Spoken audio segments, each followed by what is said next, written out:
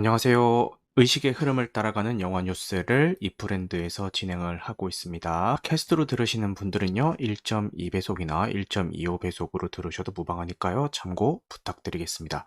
그리고 추천과 구독은 큰 힘이 되니까요, 잘 부탁드리겠습니다. 이번 주 개봉작 같은 경우는 화요일에 먼저 소개를 다 드렸었고요. 오늘은 이번 주 OTT에 어떤 작품들이 공개가 되는지에 대해서 이야기를 하고, 그 다음에 영화 뉴스를 한번 훑어보고 가도록 하겠습니다. 먼저 이번 주 OTT 공개 예정작 중에서는 사실 그 종류가 되게 많기는 했어요. 뭐 많긴 했는데, 뭐 이렇게 소개해 드릴 정도의 작품은 몇 개가 없었던 것 같아요. 근데 그 중에서 한 편인 요 보일링 포인트의 예고편을 한번 보고 가실게요. 요게 극장에서 개봉했을 때 너무 보고 싶었는데 그 컨셉이 되게 독특해가지고 근데 상영관이 많이 없어서 아쉽게도 극장에서 놓친 작품인데 다행히도 11월 11일 날 왓챠에서 공개가 된다고 합니다. 이 보일링 포인트가 다들 아시다시피 직역을 하자면은 뭐 끓는 점 요 정도가 될 것 같은데 이걸 보지는 못했지만 이 작품에서 쓰인 그 보일링 포인트라는 얘기는 그 뭐랄까 뚜껑 열리는 지점, 빡치는 지점, 열받는 지점 이런 심리적으로 그러니까 진짜 물이 끓는 점을 얘기하는 게 아니라 내가 그 열받는 지점을 얘기하는 게 아닐까라고 한번 생각을 해봅니다. 근데 제가 이 영화가 독특하다고 하면서 보고 싶었다고 했던 이야기가요. 아까 그 예고편에도 한 줄로 나왔는데 이게 원테이크로 진행이 돼요, 작품이. 그래서 제가 이런 시도를 되게 좋아하거든요. 그 버드맨도 그렇고 최근에 티빙에서 공개됐던 몸값 같은 게도 그렇고 그 많은 작품들이 이 원테이크 기법을 이용해서 촬영을 되고 있는데 라라랜드에서 오프닝 씬은 원테이크처럼 보이게 연출을 한 거죠. 그죠?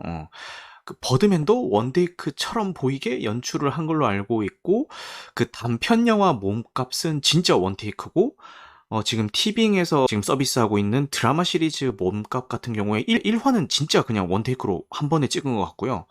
2화부터는 좀 트릭을 사용해서 원테이크처럼 보이게 이제 뭐 한 것 같기는 한데, 어쨌든 이런 기법들이 촬영하기 굉장히 어려운 대신에 그 현장감을 관객이 느끼기에 가장 최대화시켜주는, 극대화시켜주는 그런 기법이라서 저는 이런 그 원테이크 기법이나 롱테이크 기법을 쓴 작품들을 되게 좋아하는 편이에요.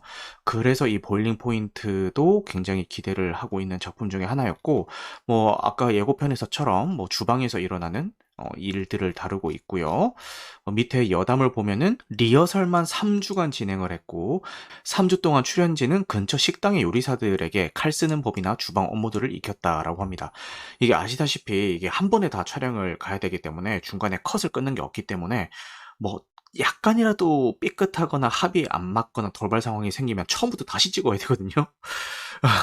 그래서 이렇게 리허설을 3주 동안 이렇게 길게 한 것 같고, 이 원테이크가 얼마나 힘든지 좀 보시려면은 예전에 언프리티 랩스타라는 그 엠넷에서 음악 예능이 있었어요. 거기서 뮤직비디오 촬영을 이제 원테이크로 하겠다라고 해가지고 이제 그 출연진들끼리 이렇게 쫙 서서 막 이렇게 서로 랩을 하면서 원테이크로 쭉 찍는 과정이 나오는데 그 한 명 틀리면은 처음부터 다시 찍고 한 명 틀리면 또 처음부터 다시 찍고 이거를 그냥 다 보여줘요. 그래가지고 야, 이 과정이 얼마나 고될까 이거를 좀 알 수가 있었던 것 같습니다. 어쨌든 굉장히 촬영하기도 어렵고 그 성공했을 때의 배우들의 성취감 그리고 보는 이로 하여금 좀 짜릿함 이런 것들을 다 느낄 수 있게 해주는 그런 기법이기 때문에 요 보일링 포인트 특히 한번 기대를 해보겠습니다. 그 평도 되게 좋더라고요. 그래서 왓챠에 나오면 꼭 한번 보고 싶은 작품 중에 하나입니다. 그 다음에 SBS에서 논란의 중심에 있는 작품이죠. 소방서 옆 경찰서가 11월 12일 날 웨이브를 통해서 공개가 되고요. SBS 금토작이고요. 12부작으로 기획이 됐고 이제 만들 때부터 시즌제, 시즌 2까지로 해서 기획이 돼서 만들어졌다고 합니다. 뭐 경찰 이야기야. 뭐 심심치 않게 그 영화든 드라마든 이제 쓰이는 거긴 한데 이 경찰과 소방관이 같이 나오는 요런 컨셉은 좀 새롭기는 하죠. 근데 이게 왜 논란이 됐느냐? 이거를 제작하던 PD가 유서를 남기고 스스로 목숨을 끊습니다. 너무 힘들다고. 이 압박감을 이기지 못하겠다고, 요 제작 과정에 어떤 압박감을 이기지 못하겠다라는 유서를 남기고 스스로 목숨을 끊습니다. 그래서 이 드라마 제작 여건이 얼마나 열악하고 그 스태프들로 하여금 좀 가혹한지에 대해서 되게 논란이 됐었고요. 이것도 논란인데, 그러고 나서 교체된 PD가요. 과거에 한번 논란이 됐었던 작품이죠. 역사 왜곡 이슈로 욕을 엄청나게 들어먹고 결국에는 다 방영하지도 못하고 그 제작비 다 그냥 공중분해되면서 그냥 없어져 버린 이 SBS 조선구마사의 PD가 그 다음 PD로 자리 잡게 됩니다. 그래서 지금 여러 가지 의미로 조금 우려 반 기대 반을 가지고 있는데, 가뜩이나 방영 기간이랑 카타르 월드컵 기간이랑 겹쳐가지고 잦은 결방과 지연 방송이 예상이 된다고 하니까 이게 방영을 시작하기도 전부터 많은 좀 우려를 가지고 시작을 하긴 해요. 근데 전 개인적으로 김래원 배우를 되게 좋아하거든요. 해바라기 때부터 되게 좋아하는 배우인데, 액션이면 액션, 멜로면 멜로, 뭐 이렇게 다 잘 어울리는 배우라 가지고 되게 좋아하는데, 좀 잘 됐으면 좋겠는데 이렇게 자꾸 이런 불필요한 구설수들에 오르면서 조금 안타까움을 자아내고 있죠. 어떻게 방송될지는 일단 웨이브에서 한번 확인을 해보도록 하겠습니다. 참고로 저희 집에는 TV가 없습니다. 모든 영상물들을 다 OTT로 보거든요. PC든 태블릿이든 이렇게 다 OTT로 보고 있기 때문에 굳이 이게 TV가 필요한가? 라는 생각에 TV를 치워버렸습니다. 그러니까 그런 거 있잖아요.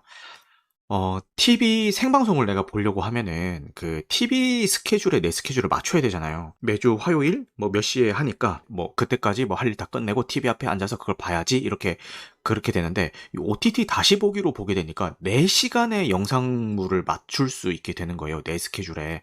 그러니까 뭐 하다가 뭐 심심한데 그냥 뭐 OTT나 볼까? 이런 식으로 해서 이렇게 되는 거예요. 그러니까 더더욱이 그 굳이 이렇게 생방송까지 쫓아가면서 그 봐야 될 만한 작품이 딱히 있는 것도 아니고, 그 PC에서 보게 되면은 빠른 다시 보기라든가 아니면은 그 실시간 채널 보기 이런 거 다 가능하잖아요. 이러니까 굳이 뭐 BTV나 올레라 뭐 이런 걸 써야 될 이유가 없는 거예요. 그래가지고 TV 없애버리고 그런 것도 다 해지해 버렸습니다. 그러다 보니까 뭐 SBS 금토 드라마가 나오기는 하지만 그냥 저한테 있어서는 그냥 웨이브에 언제 등록되는지가 제일 중요한 그런 작품이 되겠습니다. 어쨌든 요거 한번 기대를 해보겠습니다. 자, 그 다음에 저희 아이가 그 유명한 겨울왕국도 보다가 레디꼬가 끝나는 순간 바로 꺼버리는 그런 아이인데, 유일하게 앉은 자리에서 끝까지 다 본 주토피아의 후속작이라고 하기에는 조금 그렇고요.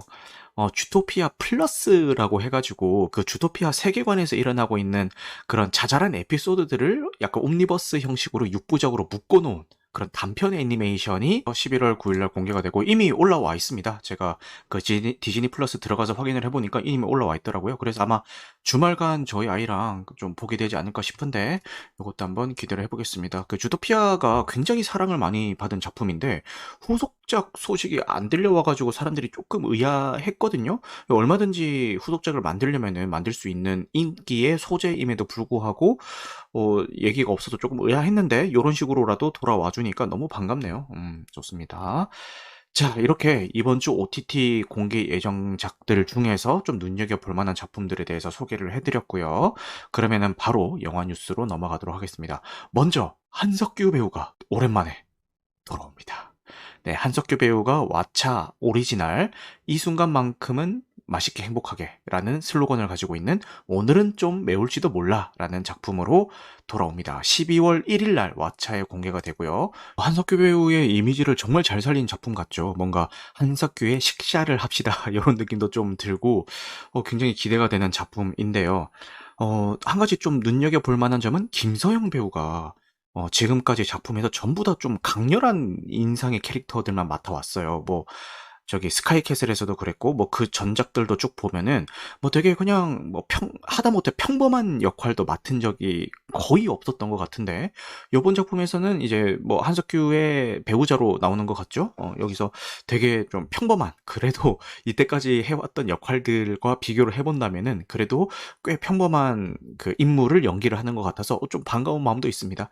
너무 센 캐릭터로만 나오는 것 같아서 한 번쯤은 이렇게 힘 빼는 역할도 좀 필요하지 않을까라는 생각을 했는데, 요번 작품에서 그렇게 시도를 하는 것 같아서요. 한번 기대를 하고 보겠습니다. 자, 그다음에 어제 그 MCU 페이지 4의 마지막 영화인 블랙팬서 와칸다 포에버가 개봉을 했잖아요. 근데 개봉을 해외 평은 엄청 극찬이었는데 뭐 엔드게임 이후에 최고다 이런 식으로 극찬이었는데 국내 개봉한 후에 관객들의 평이 극과 극으로 갈리고 있어요. 지금 이 자리에 계신 존 씨님 같은 경우는 야, 이번에 아카데미 시상식에서 블랙팬서가 진짜 큰 역할을 할 것 같다라고 얘기할 정도로 너무 좀 인상 깊게 봤다고 하셨고, 뭐 다른 분들은 아, 차라리 이걸 볼 바에야 파워레인저 보는 게 낫다라고 할 정도로 엄청 욕을 하시는 분들도 있고, 평이 너무 갈리고 있어가지고 오히려 더 빨리 보고 싶은 작품 중에 하나고요. 저 같은 경우는 이렇게 좀 일정이 안 맞아서, 저 원래 마블 영화는 원래 웬만하면은 개봉 첫날 다 보는데 일정이 안 맞아서 아직까지 못 보고 있지만, 여러분 내일 아침 8시 반 상영으로 조조로 보고 이제 회사에 출근을 할 예정입니다. 어쨌든 이 MCU 페이지 4로 개봉한 영화들의 이제 로튼 토마토 지수를 이제 비교를 해놓은 차트인데요. 여기 보시면은 제일 높은 게 스파이더맨 노웨이 홈이 93%, 그 다음에 샹치가 2위입니다. 91%. 이게 저는 되게 의외였거든요. 샹치가 이게 2위까지 할 작품인가? 이건 약간 물음표인 것 같습니다. 그 다음에 블랙팬서, 지금 개봉한 블랙팬서 와칸다 포에버가 3위, 86%로 3위. 그 다음이 블랙 위도우, 그 다음이 닥터 스트레인지, 데온던의 멀티버스, 그 다음이 토르 러브 앤 썬더, 제일 꼴찌가 이터널즈, 이렇게가 되겠습니다. 근데 개인적으로 느꼈던 재미와 요 로튼 지수는 꼭 일치하지는 않는 것 같아요. 1위 스파이더맨 노웨이 홈은 뭐 저도 동의를 하는 편인데, 요 닥터 스트레인지가 그 제 개인적인 감상으로는요. 닥터 스트레인지가 요 2위로 올라가고요. 지금 요 블랙팬서 와칸다 포에버를 제가 못 봤기 때문에 얘는 이제 빼놓고 얘기할게요. 닥터 스트레인지가 2위로 올라가고, 그 다음이 블랙 위도우, 그 다음이 토르, 그 다음이 이터널즈, 그 다음이 샹치. 네, 요렇게 될 것 같습니다. 예, 제 개인적인 의견입니다. 네, 이렇게 될 것 같은데, 로튼 지수는 뭐 이렇게 나왔다. 요렇게 보시면 될 것 같습니다.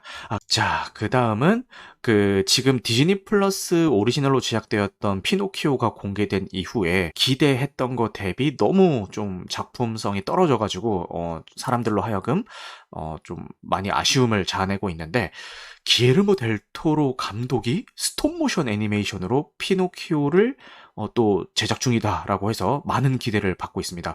이 예고편에서도 보시다시피 기에르모 델 토로 감독이 크리처 덕후이기도 하고 크리처 디자인을 되게 좀 신선하게 하는 재주가 있는 감독님이세요. 근데 그만의 그런 스타일이 많은 매니아들로 하여금 좀 열광하게 만드는 포인트이기도 하고요. 아까 전에 그 테리즈님이 말씀하셨던 판의 미로도 이런 크리처들 디자인이 너무 독특하고 신선해가지고 많은 사람들이 좋아해 주셨죠. 근데 요 예고편에서도 나오는 그 디자인들을 보면은, 캐릭터 디자인들을 보면은, 야, 진짜 기에르모 델 토로 감독답다라고 생각이 들고, 그리고 최근에 여러분 스톱모션 애니메이션 기억나는 거 있어요? 뭐 유령신부 이런 거밖에 없지 않나요? 뭐 팀버튼 감독이 했던 거? 그래서 이 스톱모션 애니메이션이 되게 오랜만에 나오는 것 같아가지고 개인적으로 너무 반갑습니다. 근데 지금 요 예고편을 보니까 이게 100% 스톱모션은 아닌 것 같고 약간 CG가 가미된 스톱모션인 것 같긴 해요. 근데 요거 메이킹 영상을 또 유튜브에 올리셨더라고요. 그거 보면 진짜 한 땀 한 땀 이렇게 움직여가면서 촬영하는 게 나오기는 하는데, 그래도 뭐 이렇게 같은 장면에도 뭐 CG랑 스톱모션이랑 이게 섞어서 쓴 듯한 그런 느낌이 있기는 합니다. 어, 그런데 그 기르모 델 토로 감독이 굳이 이 피노키오라는 소재를 선택을 하신 이유는, 피노키오 원작을 여러분들 기억하실지 모르겠는데 그런 동화 버전 말고요. 진짜 원작을 읽어보시면은 약간 섬뜩한 소재들이 많이 있어요. 뭐 인신매매도 나오고 그런 요소들이 많이 나오면서 저희가 알고 있는 그런 되게 동화적인 면보다는 약간 어둡고 조금은 범죄도 나오고 이런 식의 내용이에요. 근데 기르모 델 토로 감독도 그런 어두운 면에 좀 끌렸다라고 하시더라고요. 그 감독님답죠. 그쵸? 그리고 참고로 지금 기르모 델 토로 감독이 제작에 참여하신 그 호기심의 방이라는 옴니버스 공포 시리즈가 지금 넷플릭스에 올라오고 있습니다. 근데 많은 분들이 이제 게르모 델 토로의 호기심의 방 이렇게 타이틀이 되어 있으니까 그 에피소드 모두를 기에르모 델 토로 감독이 이제 감독을 하셨다라고 착각을 하시는데, 기에르모 델 토로 감독은 그 제작에만 참여를 하고 각 에피소드마다 감독님은 다 다르시거든요. 그래서 이제 보신 분들이 좀 이게 아닌데? 라고 하면서 약간 실망하시는 분들이 계시는 것 같은데, 뭐 이렇게 보실 분들은 사전에 참고하시길 바라겠습니다. 쉽지가 매력적인 스톱 모션 애니메이션을 만드는 거는 쉽지가 않죠라고 테레지님이 말씀을 해주시네요. 그만큼 이게 제작 과정도 힘들고, 요즘 3D 애니메이션이 대세인데, 오히려 더 편하게 만들 수 있는 건 3D 애니메이션이겠죠. 스톱 모션보다는. 그래서, 근데 뭐, 기에르모 델 토로 감독이 약간 장인 정신 필도 좀 있어가지고, 그런 걸 좀 발휘하신 게 아닌가라는 생각이 들어요. 그죠? 자, 그 다음은, 휘트니 휴스턴. 가수, 엄청 유명한 가수, 다들 이름만 들어도 누군지 다 아시죠? 휘트니 휴스턴의 전기 영화가 개봉을 합니다. 전기 영화를 만든다는 게요, 실존 인물을 소재로 전기 영화를 만든다는 게 사실은 제작사 입장에서 되게 어려운 거예요. 신경을 많이 써야 됩니다. 지금 테리즈님이 보디가드라고 하시는데 맞아요. 보디가드의 OST로 유명해지신 분이죠. 웬다리아, I love you. 어쨌든 그걸로 이제 가장 많이 알려진 가수긴 한데, 이분의 전기를 다룬 작품입니다. 최근에 제가 봤던 전기 영화는 엘비스가 있는데, 엘비스는 전기 영화의 거의 교과서적인 작품이라고 봐도 되죠. 거의 고인에 대한 어떤 존중도 담아 있으면서 뭐 너무 미화시키려고도 하지 않고 그런 적정선의 줄다리기를 되게 잘한 작품이라고 개인적으로 느끼면서 봤고요. 전기 영화의 그 망한 케이스는 최근에 넷플릭스로 제작되었던 마릴린 먼로의 이야기를 다루고 있는 블론드라는 작품이 되겠죠. 사실 많은 분들이 이 블론드가 마릴린 먼로의 전기 영화라고 알고 계시는데요. 엄연히 따지면 전기 영화가 아닙니다. 그, 그 마릴린 먼로를 소재로 해서 뇌피셜을 굉장히 많이 섞어서 쓴 소설이 있고요. 소설이에요. 위인전 같은 게 아니라 그냥 소설입니다. 진짜 뇌피셜 가득 들어간 소설인데, 그 소설을 원작으로 만들어진 영화기 때문에 이건 전기 영화가 아니에요. 엄밀히 따지면은. 근데 이제 많은 분들이 뭐 마케팅도 막 그렇게 되고, 마릴린 먼로를 연기한 아나데 아라마스가 이제 실존 인물과 얼마나 좀 그 싱크가 맞는지 이런 것도 화제가 되고, 그리고 뭐 감독이나 배우 인터뷰 같은 거에서도 여러 가지 논란이 되면서 사람들이 전기 영화로 이제 착각을 많이들 하시기 쉬운데, 그 블론드는 전기 영화가 아닙니다. 어쨌든 그 전기 영화처럼 나왔다가 망한 케이스가 이제 블론드죠. 그래서 블론드를 보면서 야, 진짜 실존 인물을 다룰 때, 특히나 그 고인을 다룰 때는 정말 조심해야겠다. 정말 섬세한 작업이 필요하겠다라고 이제 생각을 했는데, 그 휘트니 휴스턴의 전기 영화는 어떻게 제작될지 한번 지켜보도록 합시다. 자, 그 다음에 워너브라더스 소식인데요. 2023년에 워너브라더스에서 확정시킨 DC 유니버스의 개봉작을 소개를 해드리겠습니다. 먼저 샤잠2 신들의 분노가 23년 3월 15일에 개봉이 예정이고요. 샤잠1 같은 경우에는 욕먹는 걸 넘어서서 거의 망작 계열의 거의 뭐 이제 한국의 클레멘타인급으로 좀 많은 원성을 들은 작품이긴 한데, 그래도 영화가 그렇게 엉망진창으로 만들어졌음에도 불구하고 원작 캐릭터가 DC 유니버스 안에서, DC 코믹스 유니버스 안에서 이 샤잠이라는 캐릭터를 빼놓고는 이야기를 할 수 없을 정도로 인기도 많고 영향력이 있는 캐릭터다 보니까 어쨌든 2편이 시작이 되는 것 같아요. 그리고 그 최근에 개봉해서 이제 DC가 드디어 수준이 이까지 올라왔구나라는 평을 듣고 있는 블랙아담, 다들 기억하시죠? 블랙아담 보신 분들 혹시 기억하실지 모르겠는데, 블랙아담이 처음에 이제 신들로부터 힘을 받을 때 그 신들이 외치는 주문이 샤잠이에요. 그러니까 블랙아담과 이 샤잠의 힘의 근원이 동일합니다. 그래서 이 둘은 원작에서도 뭔가 좀 충돌도 자주 하는 캐릭터이고요. 이번 블랙아담이라는 작품을 통해서 드웨인 존슨과 이제 그 물갈이 된 그 DC 유니버스의 수장들이, 그 임원진들이 이제 다시 뭔가 DCEU를 좀 살리려고 하는 것 같은데, 살리기 위해서는 이 샤잠이라는 캐릭터를 빼놓을 수가 없을 겁니다. 그러다 보니까 1편이 망했음에도 불구하고 2편 제작에 들어간 것 같고요. 그 블랙아담으로 이제 정신을 차렸으니까 2편은 어련히 알아서 좀 잘 만들겠지라는 기대를 한번 해보도록 하겠습니다. 그 다음은 더 플래시가 6월 21일에 개봉 예정인데, 이게 사실 굉장히 많이 걱정을 사고 있는 시리즈죠. 에즈나 밀러가 지금 기행을 넘어서서 거의 뭐 정신병자 아닌가 싶을 정도의 그 범죄를 막 저지르고 다녀가지고 지금 이게 6월 21일 날 개봉한다고는 되어 있는데 이게 개봉할 수나 있어라는 생각이 좀 들기는 합니다. 일단은 뭐 이렇게 잡혀는 있는데 제 생각에는 그냥 깔끔하게 몇 억짜리 프로젝트인 배트걸도 그냥 엎어버렸잖아요. 그것처럼 이 플래시도 엎어버리고 그냥 배우 교체해가지고 차라리 재촬영을 하는 게 더 낫지 않을까 싶습니다. 에즈라 밀러를 배우로 계속 쓰는 거는 DCU에서 너무 이 리스크를 안고 가는 거예요. 아마 이렇게 뭐 공식 발표된 건 없어도 아마 그냥 암묵적으로 이렇게 팽 되지 않을까 싶습니다. 그냥 예상으로는요. 자, 그 다음에 블루비틀이라는 캐릭터로 이제 8월 23일 날 이제 개봉을 하고요. 그 다음에 아쿠아맨 2가 12월 27일에 돌아옵니다. 근데 사람들이 아쿠아맨 1편을 되게 욕을 많이 했어요. 재미없다, 뭐 별로다, 뭐 괜히 뭐 눈에 힘만 준다, 뭐 이런 식으로 하면서 뭐 파워레인저가 낫다 이러면서 막 되게 욕을 많이 했는데 저는 개인적으로 아쿠아맨 1편을 너무 재밌게 봐가지고 극장에서 2번 봤고요. 지금 집에 블루레이까지 소장하고 있거든요. 그래서 저는 너무 재밌게 봐서 이렇게 사람들이 욕할 때 좀 되게 의외였어요. 아, 이게 그렇게까지 욕먹을 그 작품인가? 이런 생각을 하면서 특히 제가 이 아쿠아맨 1편을 되게 높이 사는 이유가 그 해상 전투 씬을 되게 잘 묘사를 했어요. 그러니까 심해에 있는 어떤 크리처들, 그 상상 속에 있는 크리처들을 이용해서 해상에서 싸우는 그 대규모 전투 씬들을 되게 웅장하게 잘 표현을 했거든요. 그래가지고 와, 그 장면 극장에서 보면 막 뽕이 차오릅니다. 그래가지고 너무 좋아했던 시리즈인데 의외로 욕을 되게 많이 먹어서 좀 의아하긴 했습니다. 어쨌든 이 편이 개봉 예정이니까요. 한번 기대를 해보도록 하겠습니다. 네, 좋습니다. 자, 그 다음은 조금 슬픈 소식을 전해드려야 될 것 같습니다. 해리포터에서 그 마법 모자 다들 기억하시죠? 그 기숙사를 정해줬던 그 마법 모자. 그 마법 모자의 목소리 연기를 하셨던 레슬리 필립스 님께서, 배우님께서, 98세로 세상을 떠났습니다. 지금 해리포터가 워낙 사랑을 많이 받은 시리즈긴 한데 사실 오래된 시리즈이기도 하죠. 그러다 보니까 그 해리포터 영화에 나왔던 배우분들이 지금 한 분, 두 분 세상을 떠나시고 계시는데 이게 아이들한테 사랑을 많이 받은 작품이잖아요. 그리고 해리포터를 읽고 자라온 아이들이 지금 최소 20살은 다 넘었거든요.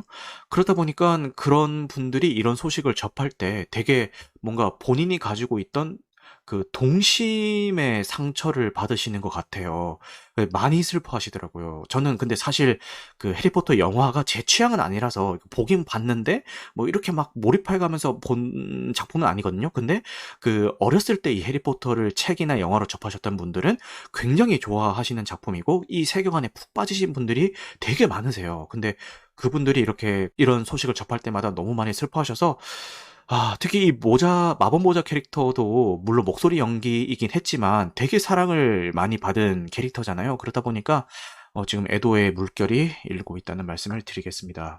김루아 님이 제 동심도 상처받았어요. 며칠 전에도 봤는데 맞아요. 이런 분들이 굉장히 많으십니다. 자, 그 다음은 마동석 배우가요. 요즘 범죄도시 프랜차이즈로 그 고공행진을 하고 있는데 지금 최근 이제 그 결혼도 하시면서 많은 분들의 축하를 받고 있는 요 마동석 배우가 좀 힘을 빼고요. 압구정이라는 K-뷰티 영화로 돌아옵니다. 그 마동석 배우가 요런 연기도 되게 잘 하시거든요. 예전에 그 김혜수 배우가 그 싱글맘으로 나왔었던 그 작품이 있는데 갑자기 제목이 기억이 안 나네. 어쨌든 거기도 김혜수 배우의 약간 그 매니저로 나오는데 좀 약간 여성스러운 그런 연기를 해요. 이 톤으로. 근데 그런 것도 되게 잘 살리시는 배우거든요. 물론 이제 액션이나 험악한 인상 같은 걸로 좀 많이 이미지 메이킹이 됐긴 했지만 그런 것도 되게 잘하는 배우라서 요런 코미디물도 한번 기대를 해보겠습니다. 맞아요. 굿바이 싱글. 맞아. 그것도 극장에서 봤는데 뭐 그냥 평범했던 것 같습니다. 나쁘지도 좋지도 않고 그냥 뭐 무난하게 봤던 것 같은데 굿바이 싱글 맞아요. 노래가 압구정 맞아요. 마음에 듭니다. 범죄도시도 아니고 성형도시에서 노는 마동석님 그죠? 범죄도시도 아니고 성형도시. 근데 그 지금 그 예고편에서 나왔던 소재인 그 중국인을 대상으로 한 성형관광 요게 실제로 있는 거죠. 이건 워낙 유명해가지고, 이런 게 있었어라고 얘기할 거리도 아닌, 정말 그냥, 지금도 성행하고 있는 거죠. 물론 이 코로나 시국이 들어오면서, 요게 많이 주춤하긴 했지만, 지금 규제가 많이 완화되면서 다시 아마 붐이 일 것 같고, 그거를 소재로 해서 이렇게 살릴 것 같습니다.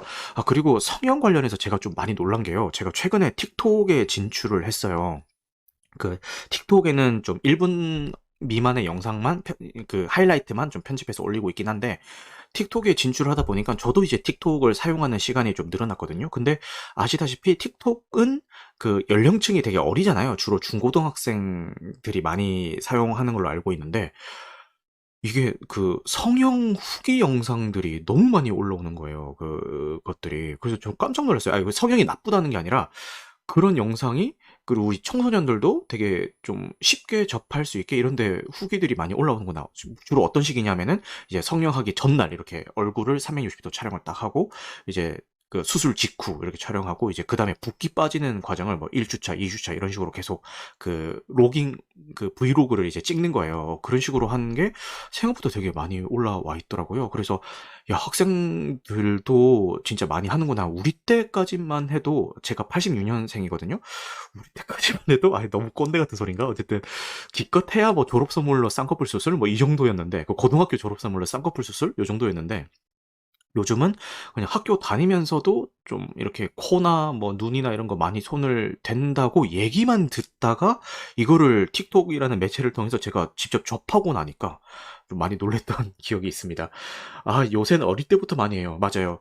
요즘 그 연예인들도 그런 얘기가 있더라고요. 왜 과거 그 졸업사진 이런 게, 연예인들 과거 사진, 졸업사진 이런 게 많이 돌아다니니까 아싸리 그냥 어렸을 때부터 성형을 해버려 가지고 그냥 그 흑역사를 없애버린다? 뭐 이런 얘기도 뭐 있더라고요. 뭐 그렇습니다. 근데 뭐 그게 나쁘다는 건 아니고, 뭐 그런 좀 놀랬다. 우리 때랑 좀 달라서 놀랬다. 요 정도입니다. 네, 좋아요.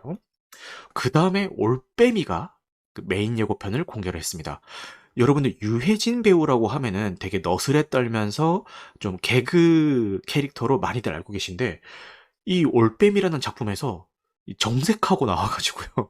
되게 진지한 그 서스펜스물입니다. 그래서 여기서 연기를 어떻게 할지 한번 보겠습니다. 11월 23일 날 개봉 예정이고요. 요즘 사실 국내 영화 비수기죠. 지금 국내 영화 비수기인 상황인데, 요런 올빼미 같은 작품이라든지 압구정 같은 작품들이 그 비수기에 종지부를 좀 찍어줬으면 좋겠다라는 생각이 들고, 슈룹이 생각납니다라고 하시는데, 맞아요. 지금 슈룹이, 그 논란 속에서 뭐 역사 왜곡 논란 속에서 이제 방송 중이긴 한데, 그래도 주변에는 꽤 보시는 분들이 많더라고요, 슈룹.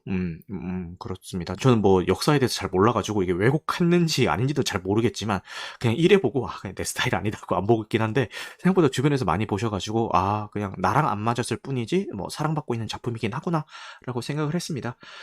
근데 여러분, 이 유해진 배우가 주로 개그 캐릭터로 나오거나 아니면은 좀 진지한 역할로 나오더라도, 좀 그 범죄자 이런 걸로 나오더라도 좀 촉새처럼 이렇게 좀 나불나불거리는 그런 역할로 많이 나왔었잖아요. 그런데 이렇게 되게 진지하고 정색한 표정으로 일관되는 캐릭터를 연기한 적이 있었나 싶을 정도로 새로운 캐릭터에 도전을 하는 것 같은데, 의외로 예고편을 보니까 되게 잘 어울리지 않아요? 그죠? 유해진 배우 인상이요. 지금 워낙 그 좀 개구진 모습들을 저희가 많이 봐왔기 때문에 좀 친근하게 느껴지는 거지, 각 잡고 정색하면은 되게 무섭게 보일 수도 있는 인상이긴 하거든요. 그래서 이 작품에서 어떤 연기를 보여줄지 한번 기대를 해보겠습니다. 개인적으로 류준열 배우, 유해진 배우 두 분 다 좋아하기 때문에 기대작 중에 하나이고요. 저는 요 압구정이든 요 올빼미든 둘 다 아마 극장에서 볼 것 같습니다. 자, 그 다음에 한국 전쟁을 다룬 영화 디보션의 파이널 예고편이 공개가 됐습니다. 네, 요것도 11월 23일 날 개봉 예정이죠. 근데 이게 탑건이랑 배우가 겹치죠. 탑건에서 행맨으로 나왔는데, 요 디보션에서도 이제 파일럿으로 나와가지고 사람들이 혹시 행맨의 조상? 뭐 이러면서 얘기를 많이 오가고 있는 것 같습니다. 그리고 요 흑인 배우는 저희 MCU 시리즈에서 그 정복자 캉으로 나왔던 그분 맞습니다. 그 로키, 그 디즈니 플러스에 있는 로키에서 이제 그 후반부에 나오는 그 정복자 캉이죠. 그 배우가 맞습니다. 아마 요게 소재가요, 한국 전쟁에 참전했던 최초의 흑인 파일럿에 대한 이야기일 거예요. 요거를 다루는데, 요게 제대로 좀 각 잡고 막 게팅을 하는구나라고 싶었던 게, 디보션의 첫 시사회가 한국 진해 해군기지에서 진행을 합니다. 게다가 진해 기지에 있는 극장에서 상영을 하는데, 그 진해 기지 내에 있는 해군들과 가족들이 들에게 선착순으로 입장권을 준다고 합니다. 아, 이거 뭔가 좀 뜻깊지 않습니까? 첫 시사회를 이렇게 한다는 게 이게 한국 전쟁을 소재로 다뤘다고 해서 이 정도까지 신경을 써주나 싶을 정도로 되게 머리를 잘 쓴 것 같아요. 아, 이러면은 뭐 감동이지, 봐줘야지. 뭐 그렇습니다. 자, 그 다음은 디즈니 플러스에서 인디아나 존스의 TV 시리즈를 제작 중이다라는 뉴스인데요. 지금 한 가지 슬픈 소식을 알려드리겠습니다. 그 인디아나 존스의 지금 후속작이 제작 중이죠? 후속작이 제작 중인데 그 내부 시사회 결과 굉장히 참담하다라는 이야기가 나오고 있습니다. 이게 보통 내부 시사회는 그 제작사 안에서 끼리끼리 보는 거기 때문에 이런 혹평이 나오기가 쉽지가 않거든요. 그러니까 혹평이 나오더라도 자기들끼리 얘기하지 이게 밖으로 새어 나오기가 쉽지가 않은데 참담하다는 이야기가 새어 나왔습니다. 얼마나 참담하길래 이런 이야기가 나올까라고 좀 걱정이 되는데 사람들이 이 인디아나 존스가 디즈니 플러스에서 TV 시리즈로 제작된다고 하니까 기대보다는 우려를 많이 하더라고요. 뭔가 애들용으로 만들 것 같다라고 하면서 좀 되게 많이 유치해질 것 같다? 뭐 이런 좀 우려를 많이 하던데 뭐 아직 뭐 제작한다라는 것만 발표가 된 거지 뭐 캐스팅이든 뭐 시놉시스든 이런 게 아무것도 공개가 된 게 없기 때문에 뭐 그 우려하는 마음은 이해는 하지만 그래도 너무 우려보다는 그래도 어떻게 나올지 한번 지켜보는 자세가 필요할 것 같긴 합니다. 네. 그리고 오늘의 마지막 뉴스입니다. 여러분, 이정재 배우가요. 영국 GQ에서 선정한 올해의 인물로 선정이 되었습니다. 근데 이견이 없죠, 사실. 지금 오징어 게임으로 진짜 글로벌 대스타의 반열에 올라섰거니와 지금 스타워즈 신작에 주연으로 발탁이 돼가지고 지금 촬영 중에 있죠. 얼마 전에 그 촬영 현장 사진이 공개가 한번 됐었죠. 동양인 배우가 이렇게 글로벌 스타에 스타워즈 주연에 쉽지가 않죠. 이거는 뭐 이견이 없습니다. 올해 인물 충분히 할 감이 되는 것 같습니다. 아, 근데 이 사람들이 약간 조금 좀 저 역시도 좀 이면성을 가진 것 같은 게 뭐 스타워즈라든가 뭐 이런 여러 가지 디즈니 시리즈에서 갑자기 동양인이 중요 캐릭터를 꿰차면은 일단 거부감부터 들었잖아요. 그러니까 또 PC야? 뭐 이러면서 또 중국인이 주연이야? 중국인 캐릭터가 또 나왔어? 뭐 이러면서 거부감이 드는데 똑같은 동양인인데 한국인이 이렇게 나온다고 하니까 너무 막 이렇게 가슴이 벅차오르는 거 있죠. 그런 느낌입니다. 아, 이게 약간 이중성인 것 같아요. 저 역시도 이런 이중성을 좀 가지고 있는 것 같아요. 근데 이런 느낌이 드니까 한편으로 드는 생각이 뭐냐면은 지금 인어공주가 흑인 캐스팅이 돼가지고 좀 논란이 많이 되고 있잖아요. 많은 조롱을 받고 있잖아요. 그런데 그런 뉴스를 봤어요. 그 흑인 여자애들은 너무 반가워하고 있다. 그 캐스팅 소식에 대해서 이런 뉴스를 제가 읽었거든요. 그러 보면서 쟤들도 나랑 이런 비슷한 감정이 아닐까라는 생각이 들더라고요. 그래서 그 제가 지난번에도 그 제가 운영하고 있는 단톡방에서도 그렇고 제가 뭐 방송할 때도 그렇고 이런 흑인 인어공주 캐스팅에 대해서 너무 논란이 많이 돼가지고 제가 입장 정리를 해서 딱 종교를 했는데 저의 입장은 작품이 나오기 전까지는 섣부르게 판단하지 말자였습니다. 지금 우리가 그 기억하고 있는 인어공주는 그 빨간 머리에 흰색 피부를 가진 인어공주이긴 한데 이렇게 그 인종이 바뀌었을 때 우리가 이렇게 거부감이 들고 반발하는 게 단순히 그냥 인종이 바뀌었기 때문이 아니라 그 원작 캐릭터에 대한 애정이 있기 때문이거든요. 그래서 사실 이 인어공주를 그 원작을 안 보고 자란 세대들은 이게 뭐 흑인이 캐스팅이 되든 말든 이렇게 사실 별 생각을 안 하고 있더라고요. 얘기를 한번 나눠보니까. 그래서 옛날에 이제 원작을 좋아하던 사람들이 이렇게 막 나의 에어리얼은 이렇지 않아 이러면서 막 되게 분노를 하고 있고 저 역시도 그랬고요. 제 또래들과만 이야기를 나누다 보니까 같이 분노하는 사람들끼리만 얘기를 하게 되고 그러다 보니까 이게 어떻게 옹호를 할 수가 있나 싶은 생각에 사로잡혀 있던 와중에 아까도 말씀드렸던 그 흑인 그 여자애들은 되게 반가워하고 있다 이런 소식도 접하고 그리고 이도공주를 아예 모르고 자라왔던 그 세대가 아니었던 분들과도 얘기를 나눠보면서 우리에게 인어공주라는 캐릭터의 기준이 그 우리가 기준에 알고 있던 그런 에어리얼이었다면은 지금 자라고 있는 새로운 세대들에게는 새로운 인어공주의 기준이 또 제시될 수가 있지 않을까라는 생각이 들었습니다.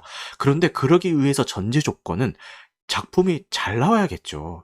우리가 그 인어공주를 사랑했던 이유는 그 캐릭터의 매력도 있지만 그 인어공주라는 작품 자체도 훌륭했기 때문에 많은 사랑을 받아왔던 거잖아요. 그랬기 때문에 그 인어공주의 어떤 세대 교체를 성공적으로 하기 위해서는, 그러니까 기존에 있던 인어공주의 이미지를 가지고 있지 않은 세대들에게 새로운 인어공주의 이미지를 성공적으로 이제 심어주기 위해서는 잘 만들어야 됩니다. 특히나 이런 논란이 있었기 때문에 더더욱이 잘 만들어야 됩니다. 잘 나오면은 새로운 기준이 충분히 될 수 있다고 생각을 좀 바꿨고요. 일단 작품이 나오고 나서 뭐 욕을 해도 늦지 않다. 보고 나서 욕해도 늦지 않다. 뭐 요게 제 생각입니다.